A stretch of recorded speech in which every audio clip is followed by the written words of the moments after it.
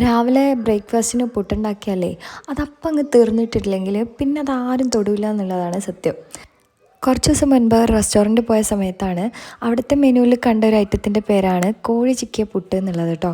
പേര് കണ്ട കൗതുകത്തിൽ ഇത് ഓർഡർ ചെയ്തപ്പോഴാണ് നമ്മൾ സാധാ പുട്ടുണ്ടല്ലോ അതൊന്ന് മിക്സ് ചെയ്തെടുത്തതാണ് സംഭവം. മക്കളത് ഇഷ്ടത്തോടെ കഴിക്കുന്നത് കണ്ടപ്പോഴേ ഞാൻ വിചാരിച്ചതാണ് ഇനി നമ്മളെ വീട്ടിൽ പുട്ട് എന്തായാലും വേസ്റ്റ് ആവില്ല എന്നുള്ളത് കേട്ടോ.